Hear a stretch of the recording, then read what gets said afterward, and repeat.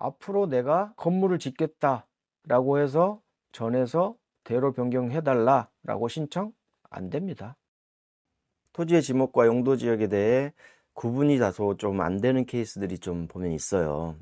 이런 지목과 용도 지역은 그것만의 목적이 분명히 있기 때문에 이것만 명확하게 구분한다면 꽤 정확하게 토지를 이해할 수 있을 거예요. 이 부분 확실히 오늘 구분해서 짚어드리겠습니다.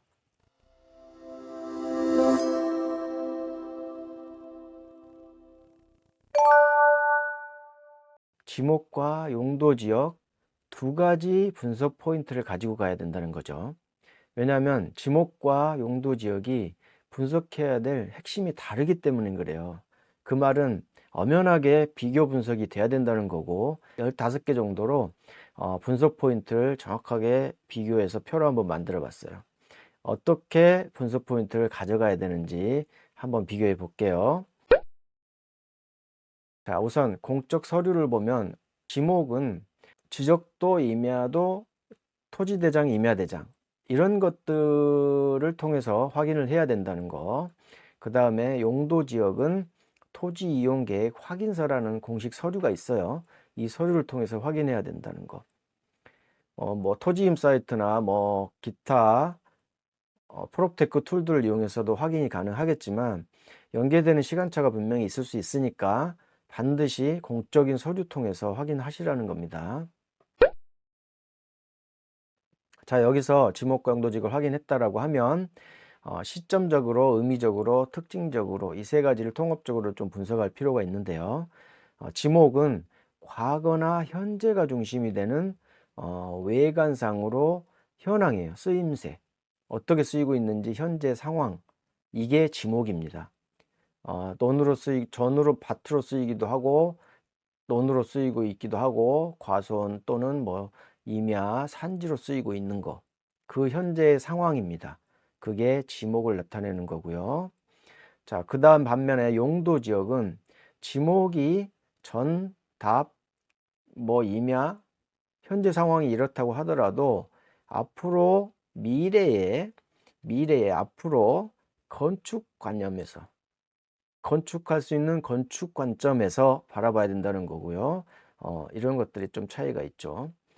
자, 정리하면 지목은 현재 상태에 쓰이고 있는 현황이에요. 현재 상황, 현황.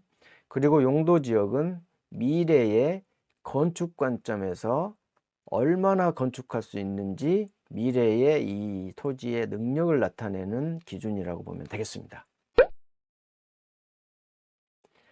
자, 다음은 지목과 용도 지역에 지정하는 목적, 그 다음에 그 지정을 하는 실익은 뭔지, 그리고 가치는 어느 정도 비중이 있는지 이 비교 포인트를 한번 볼 텐데요.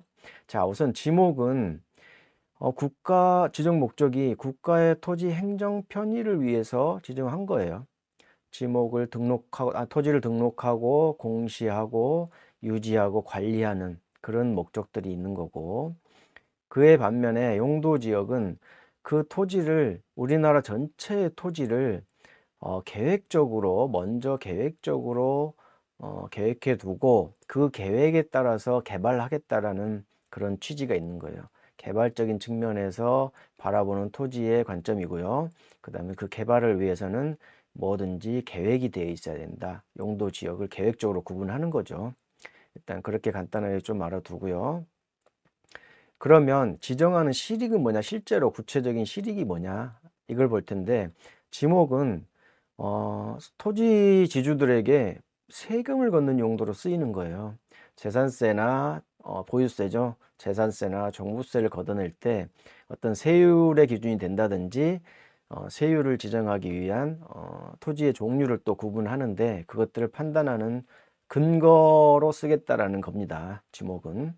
그리고 개별법이라는 건데 뭐 농지법이나 산지관리법, 뭐 그 다음에 뭐 여러 가지 다른 법률이 있지만 예를 들어서 농지나 전답과는 농지법의 규정을 또 받고요.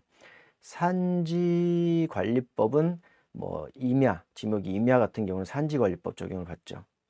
그런 것들이고, 그 다음에 용도지역은 행위제한 규모를 받아요.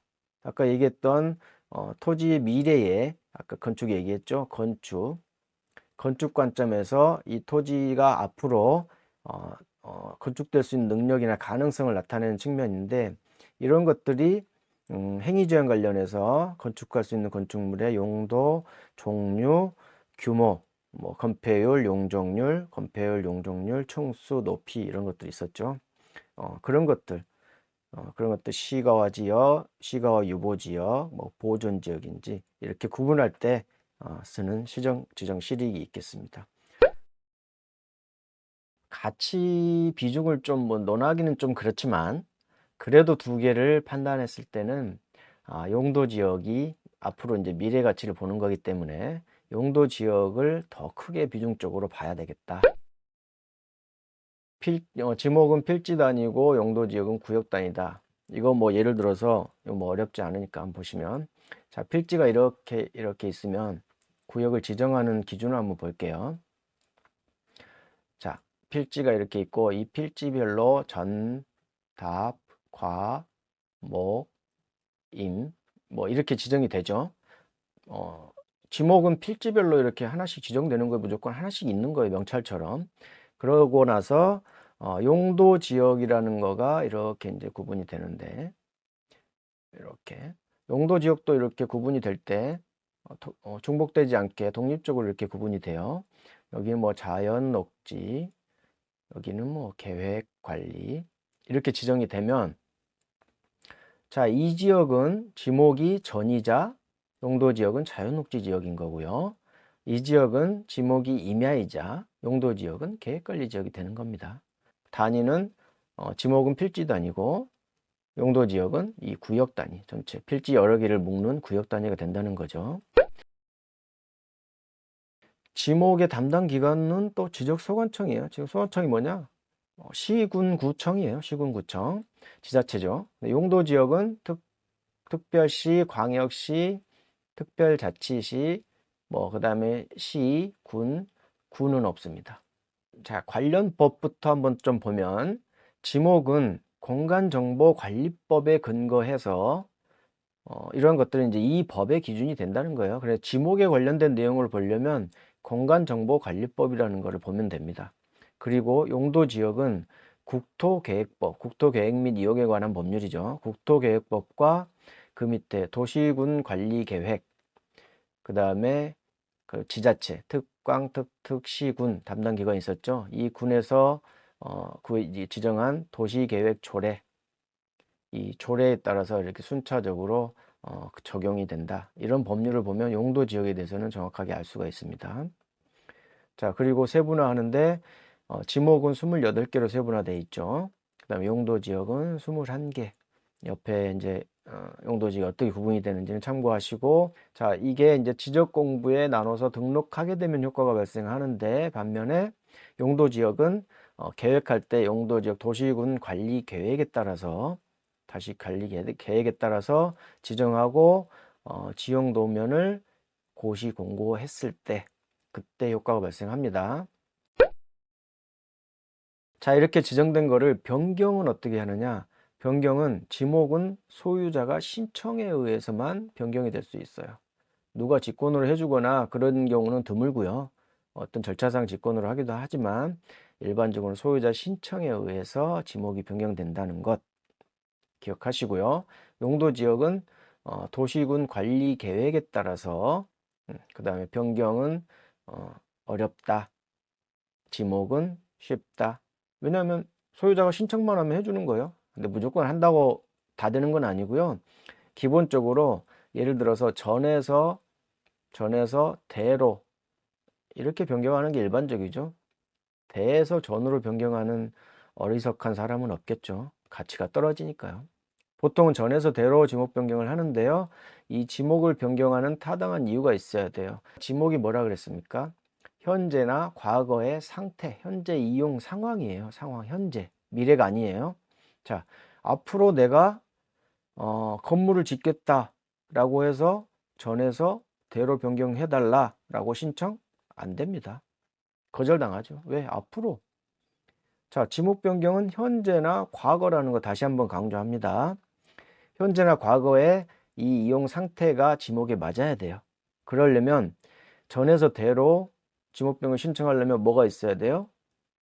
이용 상태 대 건물이 있어야 되는 거예요. 건물. 그래서 건물이 있어야 현재 이용 상태가 건물로 쓰이고 있구나 라고 판단을 해서 지적소관청이 대로 지적 변경을 허용을 해주는 겁니다.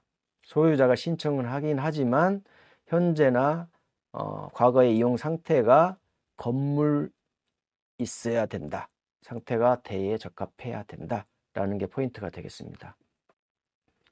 그 다음에 용도지역은 말씀드렸다시피 도시군 관리 계획에 따라서 정부가 계획에 따라서 지정을 하는 겁니다. 그렇기 때문에 이거는 내가 내 자연녹지 지역인데 계획관리나 상업지역으로 변경해 달라 라고 해서 하면 큰일 나겠죠. 가치가 엄청나게 뛰는데 이걸 내가 신청해서 계획해 달라? 안 되는 겁니다. 정부에 의해서 또는 계획에 의해서 행정청의 계획에 의해서 계획적으로 이렇게 다 구분을 해서 고시하면서 효과가 발생하는 거예요. 그 차이가 분명히 있습니다. 자, 여러분 지금까지 토지 용도를 분석하는 관점에서 지목과 용도 지역을 비교 분석해 보았는데요. 각각에서 얻어내야 될 포인트들이 분명히 다릅니다. 분명히 다르기 때문에 이 분석해야 될 포인트들을 정확하게 짚고 넘어가야 할 것 같습니다. 자, 어떠세요? 이제 혼란스러웠던 게 비교 정리가 좀 됐죠? 지목과 용도 지역은 그 개념부터 고려해야 할 핵심 포인트부터 서로 완벽하게 다르다는 것 정확히 이해하셨길 바라고요. 다음 영상에서 또 뵙겠습니다.